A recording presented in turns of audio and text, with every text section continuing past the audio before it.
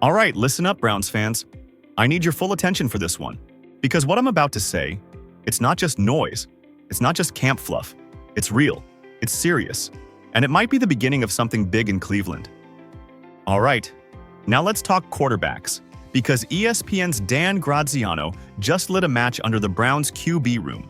And trust me, what he said isn't just speculation. It's a warning. The Browns could be trading a quarterback before the season even starts.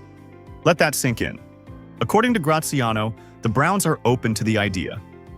The staff is watching, tracking, and evaluating how these reps are being split during training camp. And depending on how that plays out, someone could be on the move real soon.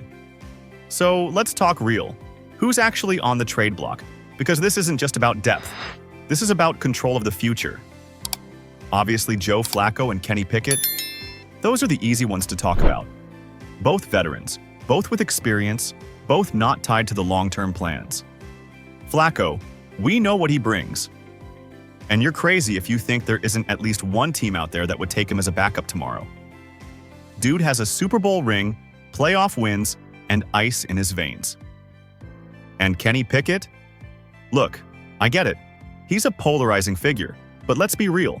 If I'm making the call right now, he's the first name I'd shop. No disrespect, but I just don't see a path where Kenny is leading the Browns into Week 1. And if he's not going to be the guy, then what are we doing here? But this isn't just about the vets, is it? Nah, the real drama, the tension that's building, it's about the rookies. Dillon Gabriel, Shedeur Sanders. Now that's where things get interesting. Would the Browns really trade away one of their rookies before they even see the field? It's a bold move, maybe even a reckless one. But here's the thing. These guys have mystery value. They're unknowns. That alone could make a GM pick up the phone. Shedeur has the pedigree, the poise, and he's already shown flashes in camp. Dillon Gabriel's got tools.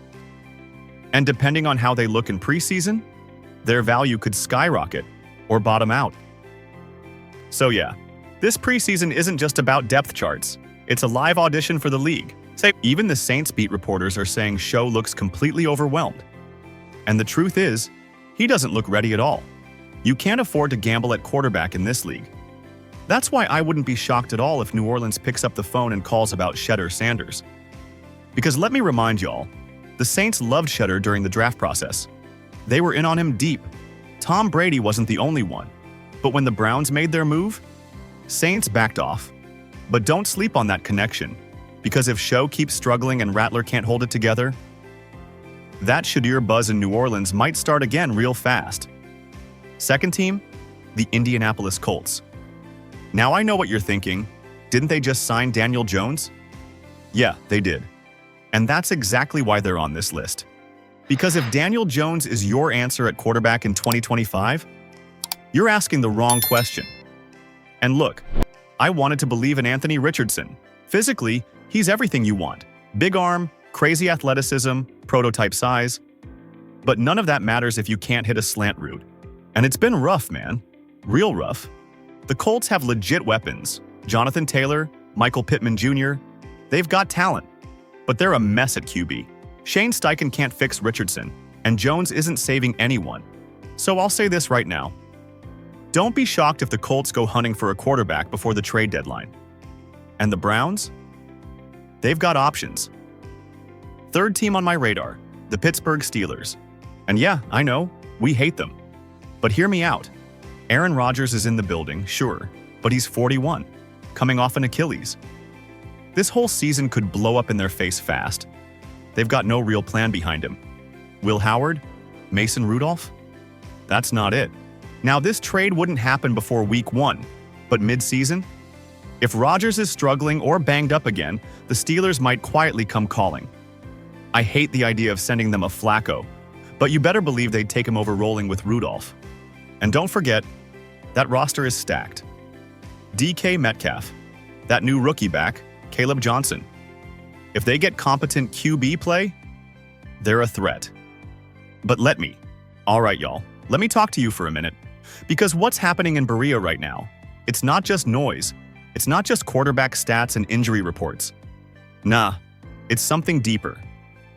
This is the beginning of what could be the most pivotal chapter of the Browns' entire season. And yeah, I was there. I saw it with my own eyes. And I'm going to walk you through it. Now let's get into it. It's Monday. Camp in Berea. The buzz? It's electric. The quarterback room? A war zone? And the one name on everyone's lips? Shedeur Sanders. Not because of another jaw-dropping performance. Number this time, it's about his arm. And I gotta be real with you. The second I heard Shedeur was pulled from drills because of arm soreness, my mind went somewhere I didn't expect. Baker Mayfield. But not in the way you might think. I'll explain. Right now, the Browns are down to 2 healthy quarterbacks. Kenny Pickett, hamstring. Shedeur Sanders, sore arm. And this quarterback competition? It's suddenly feeling like musical chairs, and the music's speeding up. Joe Flacco's in the lead.